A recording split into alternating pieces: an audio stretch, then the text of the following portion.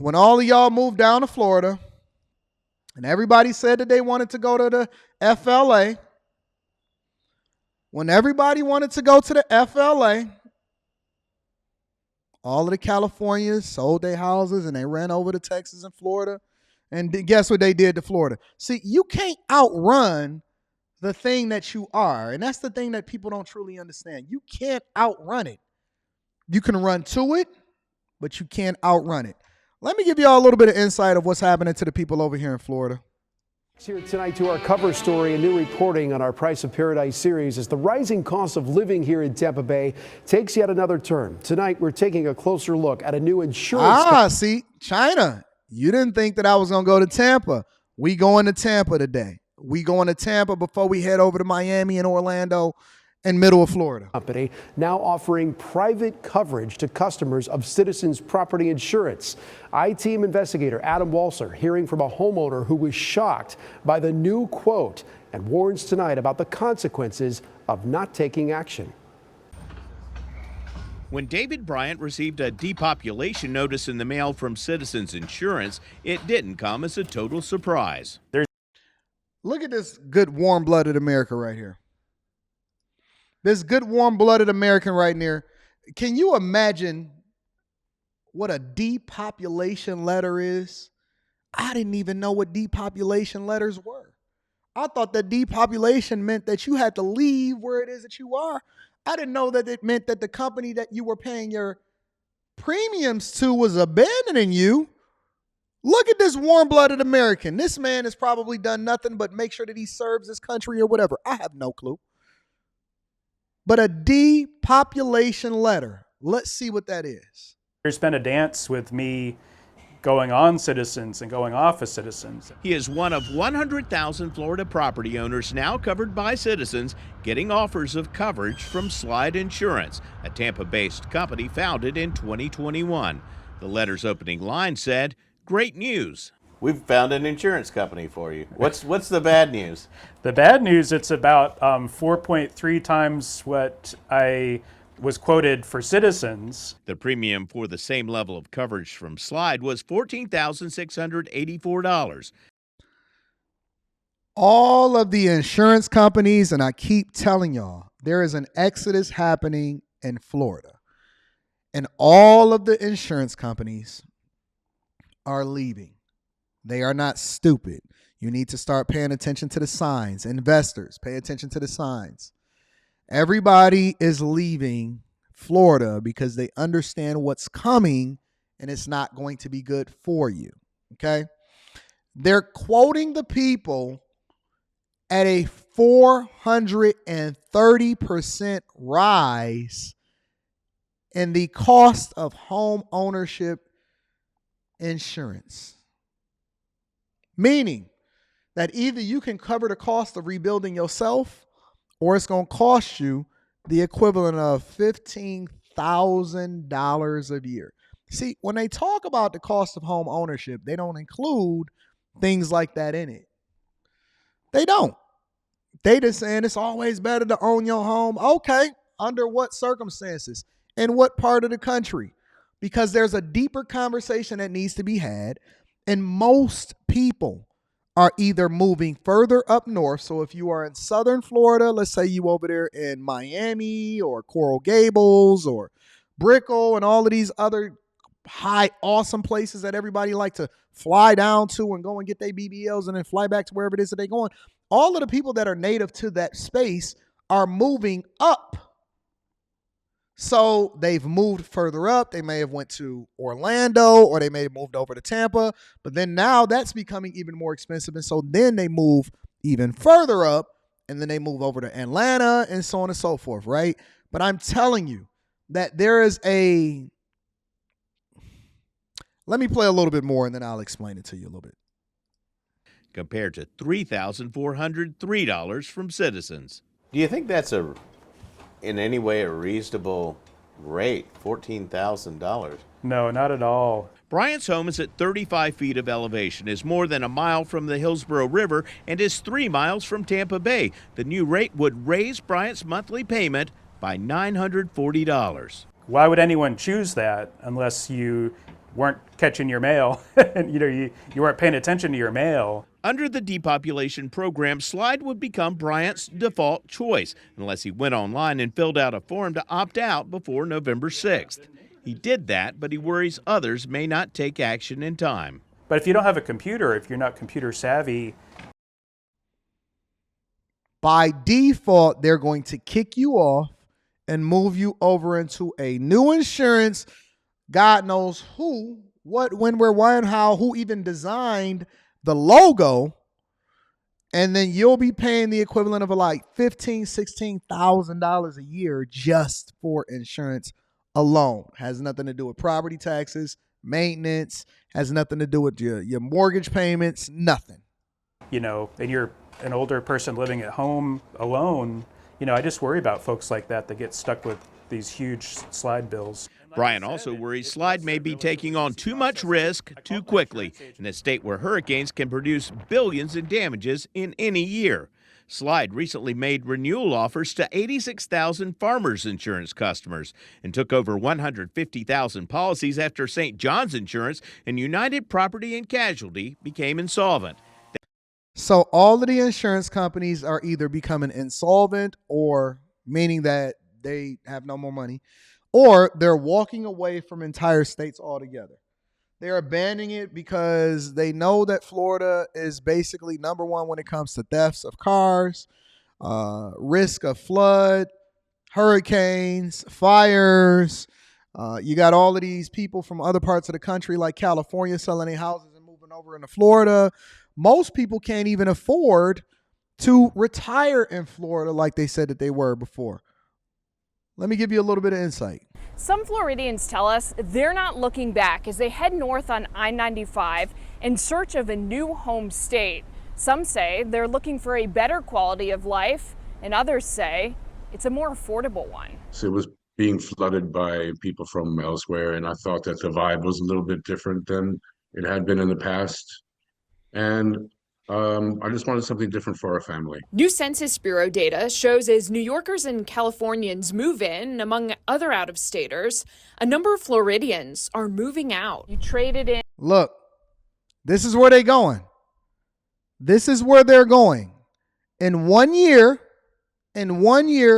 you had all of the Floridians, because they didn't really want to leave the weather, so they didn't want to deal with the Midwest or the East Coast. They can't afford to go over to New York. They can't afford to go over there to California.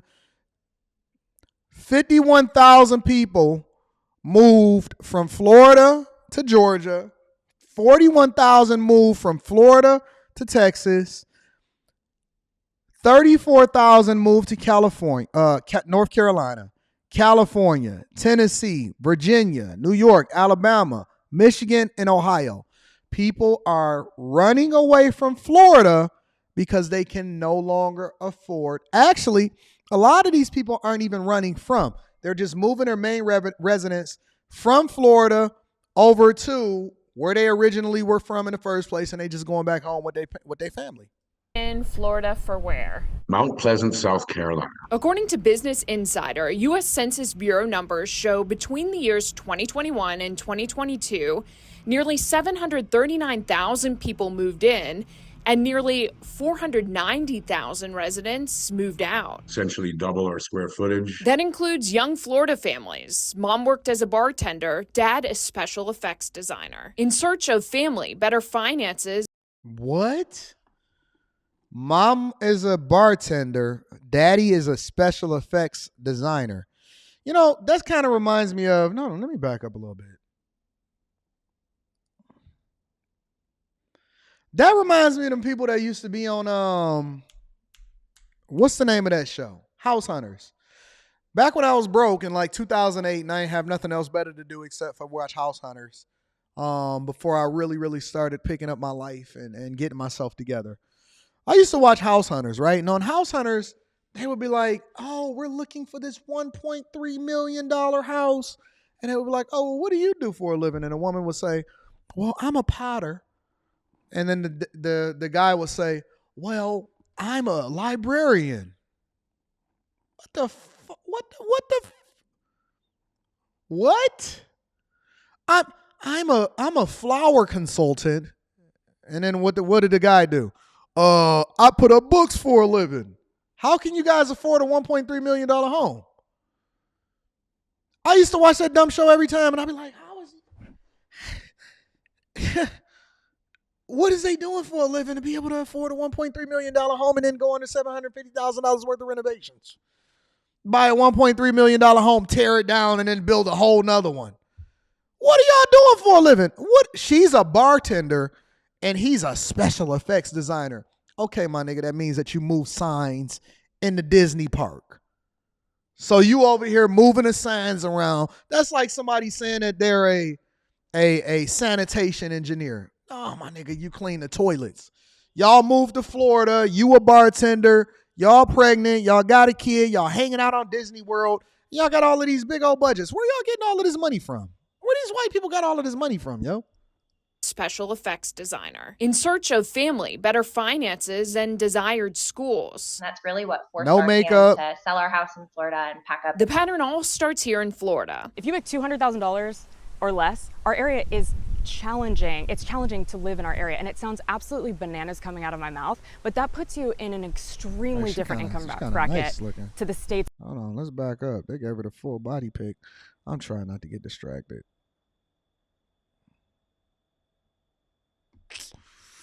She kind of fit. Maybe she got a little bit of a washboard in the back, but we can deal with that. If y'all find her Instagram, let me know. Different income bracket to the states just north of us or within a short drive of us. So what do realtors just north and west of us say in North Carolina? How many Floridians are you talking to? More so now than I'd say 3 or 4 years ago. South Carolina. Seem to be a hot spot for Floridians.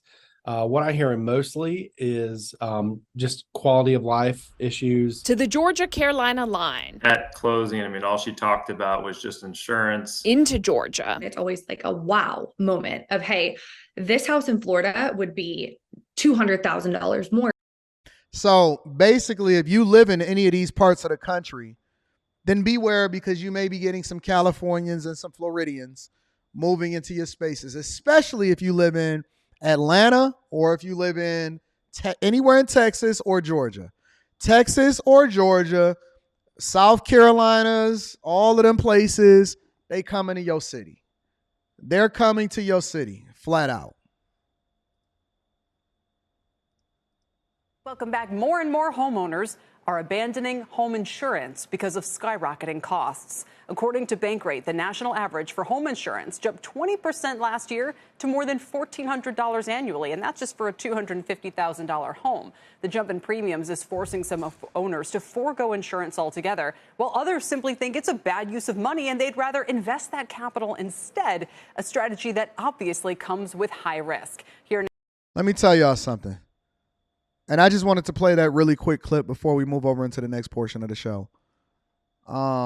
I know a lot of y'all are suffering, and I know a lot of the people are going through things, and y'all trying to figure out where y'all can cut everywhere else except for the thing that is where you basically put your biggest investment in.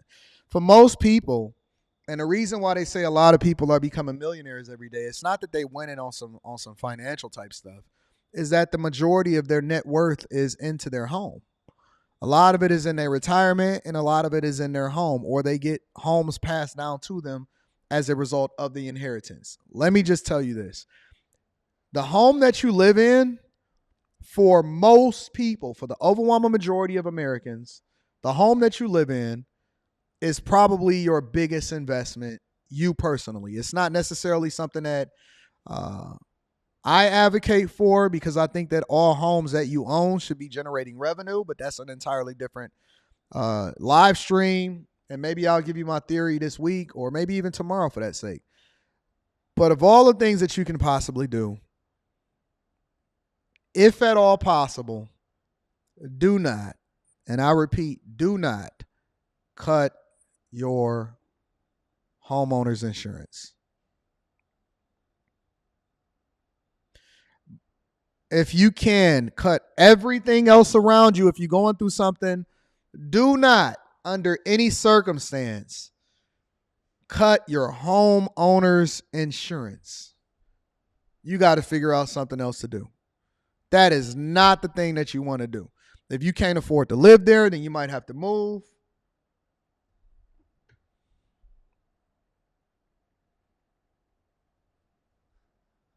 Don't cut your homeowner's Now to explain insurance. and react are Angie Newman, portfolio manager at UBS Private Wealth Management, and Karen Collins, vice president for property and environmental at the American Property Casualty Insurance Association.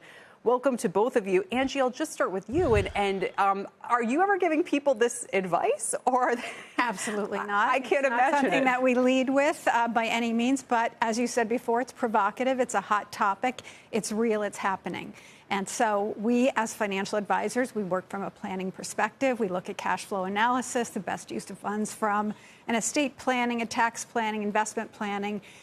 And we have to understand that the client really does understand the kind of risk they're taking. And you're based in New Jersey, but I imagine you might have clients, Yes, we have lots of clients in Florida. We always think of this as mostly kind of a Florida or a coastal problem. Region for sure. Is it? So give us some scenarios. What are people coming to you with? What kinds of decisions are they making if this really is popping up where people are saying, oh, by the way, I'm not paying my home insurance premium? Yeah, well, it started by them saying, listen, a flood of investors came to the market during COVID, bought a home in a coastal region, paid what they thought was a reasonable insurance amount, and then come a year later, their insurance company drops them. They're simply not doing that residential business in the coastal area.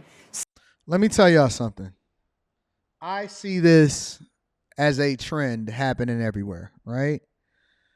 It's a trend that's happening everywhere in which people are starting to try to figure out whether or not they can continue to stay in whatever it is that they stand in. I'm going to read the super chat shortly. And then they're foregoing insurance as a result of it. They keeping a car and then they getting rid of insurance. When you evaluate the cost of something, you need to evaluate the true cost of it. Meaning that it's not just what you're paying in the car note. It's how much it's going to cost you by the end of the time that you pay off that vehicle in interest and payments. Not just the money that's just going to the principal. That's a little bit at the beginning of the loan. It's the insurance that it's going to cost you. It's the gas. When you buy a house, right, the true cost of that home is not just whether or not you got a mortgage versus what you're paying in rent. It's the utilities. It's the repairs. It's the homeowners insurance. It's also the property taxes that cost a lot of money. A lot of people think that, well, man, if I ever got rich and I would go and get a $3 or $4 million house. No, you wouldn't, because you can't afford it. You know why? Because the property taxes is going to be $80,000 a year. I would go and get a $6 and $7 million house. No, you wouldn't, because you can't afford to pay the property taxes every single year. You're going to still have to generate a certain amount of revenue in order to be able to maintain a lifestyle and maintain the property itself. This going to cost you $100,000+ a year just to maintain the property and hold on to it. And that ain't even including the extra costs that come along with it. The true cost of something is not your payments. The true cost of something, and this is why I keep trying to teach people and help people to understand that it's not a certain number that you need to hit.